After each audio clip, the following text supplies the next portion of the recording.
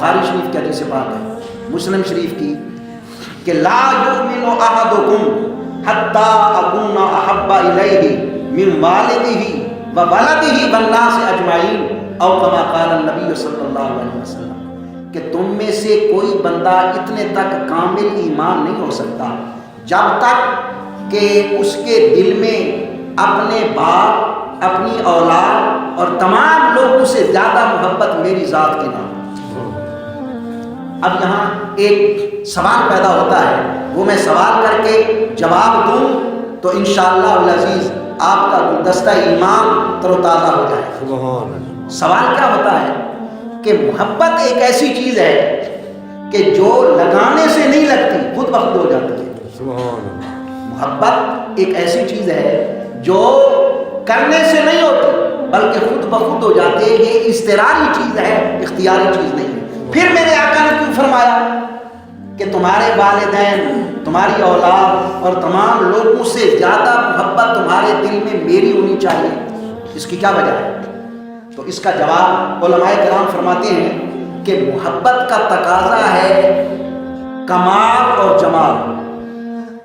جہاں کمال ہوگا، جمال ہوگا، وہاں خود بخود محبت ہو جائے گی۔ پھر محبت کے انداز مختلف ہیں۔ کیسے؟ ایک بندہ علم سے محبت کرتا ہے، کسی بندے میں کتنی خوبیاں کیوں نہ ہوں، سخی بھی ہو، بہادر بھی ہو، اور وہ ہر ایک صفت کاملہ رکھتا ہو، لیکن سخاوت نہ ہو، تو سخاوت سے محبت کرنے والا بندہ اس سے محبت نہیں کرے گا۔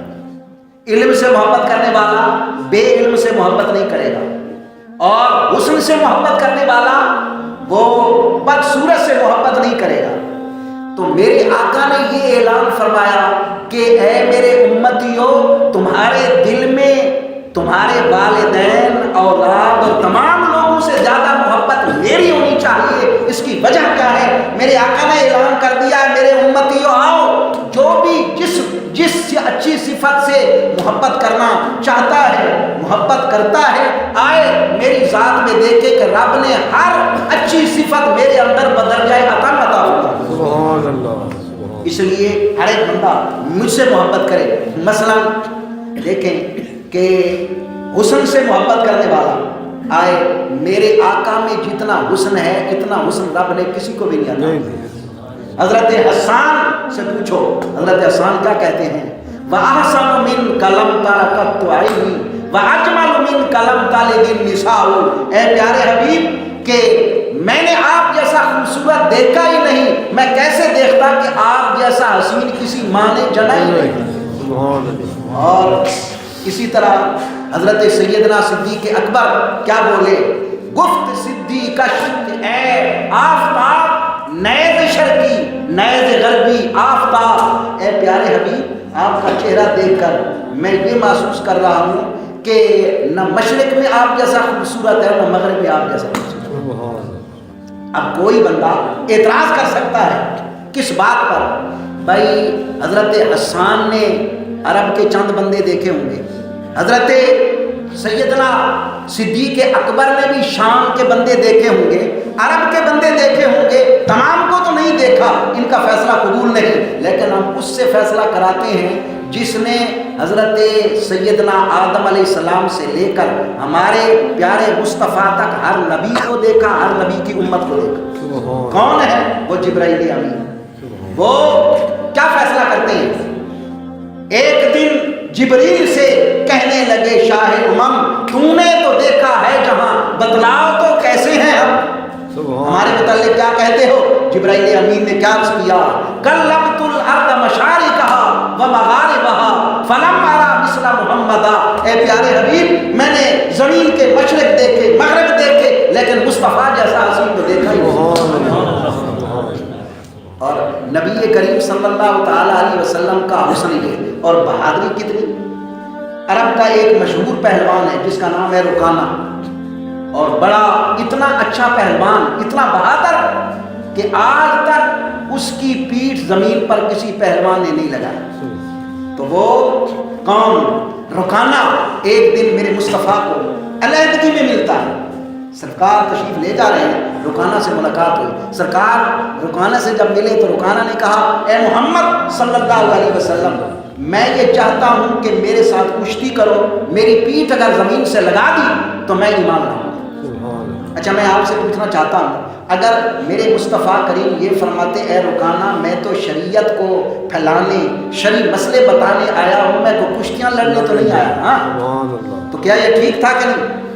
جواب ٹھیک تھا، لیکن جواب اپنی جگہ پر ٹھیک تھا. رکانہ تو مطمئن نہ ہوتا نا. رکانہ کہتا ہے اس کا مطلب ہے یہ بہادر نہیں ہے، ان کے اندر بہادری نہیں ہے. میرے مصطفیٰ نے فرمایا تیار ہو. رکانہ نے ڈنڈکیں نکالی، بیٹھ کے نکالی، پھر میرے آقا سے جب کشتی کی تو میرے آقا نے آنکھ جھپکنے کی دیر میں اس کی پیٹھ زمین پر لگائی، سینے پہ سوار ہو. سبحان اللہ. بڑا حیران ہے کہ آج ہوا کیا میرے ساتھ، آج تک کسی نے بھی میری پیٹھ نہیں لگائی. تو کہنے لگا کہ ایک موقع اور. سرکار نے فرمایا نہیں، دو موقع اور ہیں. تین باتیں ہونی چاہیے، دو موقع اور ہیں. دونوں موقعوں میں میرے مصطفیٰ کریم صلی اللہ علیہ وسلم نے آنکھ جھپکنے کی دیر میں اس کی پیٹھ زمین پہ لگائی، سینے پہ سواری کی. اور نبی کریم صلی اللہ علیہ وسلم سے رکانہ کہتا ہے میں مان گیا ہوں کہ آپ تمام بہادروں کے بہادر، تمام بہادروں کے بہادر. سخی کتنے ہیں؟ سخی ایک آدمی تھا جس کا نام تھا صفوان، یہ مسلمان نہیں تھا. سرکار نے اس کو قتل کرنے کا حکم دے دیا تو یہ صفوان معافی مانگ کر، معافی نامہ لے کر بارگاہ رسالت مآب میں حاضر ہوتا ہے. عرض کرتا ہے اے محمد صلی اللہ علیہ وسلم مجھے مہلت دو، 3 مہینوں کی مہلت دو، 3 ماہ کے بعد میں سوچوں گا ایمان لاؤں یا نہ لاؤں. سرکار نے فرمایا تجھے مہلت ہے. یہاں ایک مسئلہ اور آپ کو عقیدے کا بتاتا تھا کہ سرکار کو پتا تھا کہ 3 مہینے تک یہ مرے گا نہیں. اگر پہلے مرنا ہوتا تو سرکار فرماتے تم نے تو پہلے مر جانا ہے، اگر ایمان لانا ہے تو لاؤ، نہیں لانا تو بتاؤ. تو میرے آقا کو اس کی زندگی اور موت کا بھی پتا تھا. سرکار نے فرمایا ٹھیک ہے. اب جنگ حنین آ گئی. جنگ حنین میں مسلمانوں کو آلات حرب کی ضرورت تھی، تیر، بھالے، نیزے. اس کے پاس آلات حرب تھے. سرکار نے فرمایا صفوان ہمیں آریتن وہ آلات حرب دے دو، ہم آپ کو واپس کر دیں گے.